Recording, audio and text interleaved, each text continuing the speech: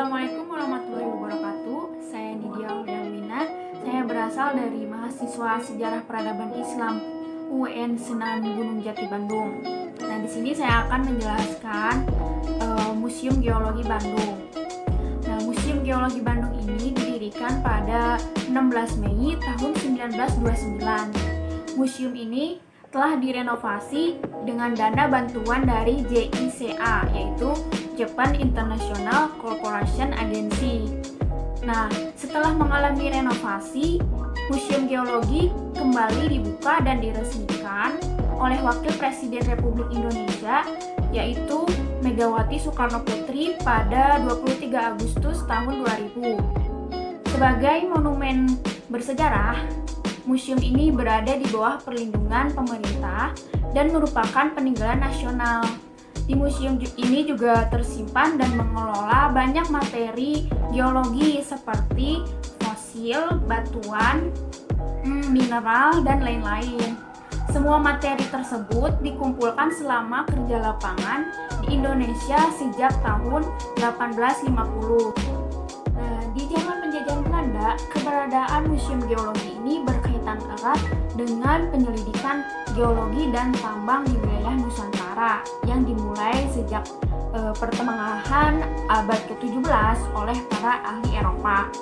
Nah, setelah Eropa mengalami masa revolusi industri, Eropa sangat membutuhkan bahan tambang sebagai dasar industri. Nah, pemerintah Belanda juga sadar akan pentingnya penguasaan bahan galian di wilayah Nusantara. Nah, dengan demikian diharapkan dapat menunjang perkembangan industri di Belanda. Maka pada tahun 1850 dibentuklah lembaga bernama Dienst van het Minwen, lalu berganti nama menjadi Dienst van den Mijnbouw pada tahun 1922.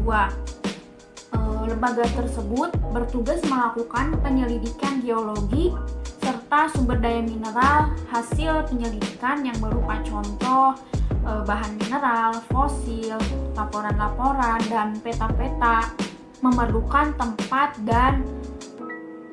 untuk menganalisa dan menyimpan barang, sehingga pada tahun 1928 Dienst van den Mijnbouw mendirikan gedung di Rembrandt Straat Bandung.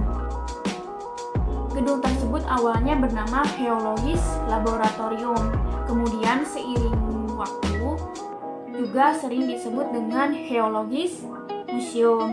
Nah, gedung Geologisch Laboratorium dirancang dengan gaya Art Deco oleh arsitek yang bernama Insinyur Menalda van Schoenberg dan dibangun selama 11 bulan dengan 300 pekerja serta menghabiskan dana 400 gulden. Nah, pembangunan ini dimulai pada pertengahan tahun 1928 dan diresmikan pada 16 Mei 1929. Nah, peresmian tersebut bertepatan dengan penyelenggaraan Kongres Ilmu Pengetahuan Pasifik keempat yang diselenggarakan di Bandung pada tanggal 18 sampai 24 Mei 1929. Daripada saya terus yang menjelaskan, lebih baik kita pergi, ayo kita ke Museum Geologi. Museum Geologi Bandung bertepatan di Jalan Ponorogo nomor 57 Cihaur Gelis, Kecamatan Cibenying Kaler, Kota Bandung. Saat saya berada di Museum Geologi Bandung, ternyata sedang ramai pengunjung mulai dari luar kota maupun dalam kota.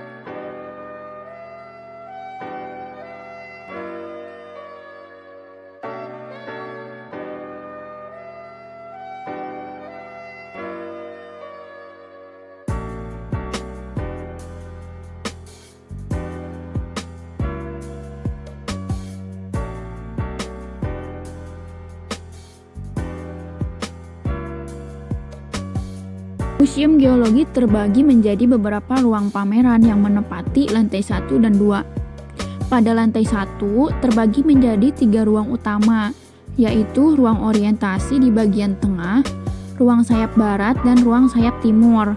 Ruang orientasi berisi peta geografi Indonesia dalam bentuk relief layar besar yang menayangkan kegiatan geologi dan museum dalam bentuk animasi.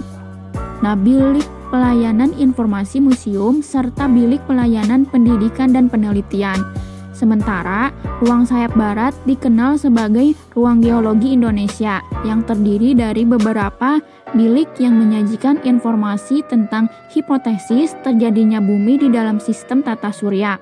Tatanan tektonik regional yang membentuk geologi Indonesia diwujudkan dalam bentuk maket model gerakan lempeng kerak bumi aktif.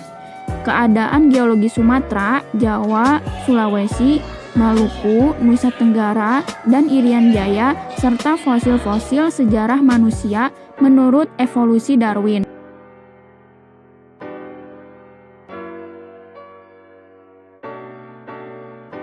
Lantai 2 terbagi menjadi 3 ruangan utama, yaitu ruang barat, ruang tengah, dan ruang timur. Ruang barat dipakai oleh staf museum, sementara ruang tengah dan ruang timur di lantai 2 yang digunakan untuk peragaan dikenal sebagai ruang geologi untuk kehidupan manusia.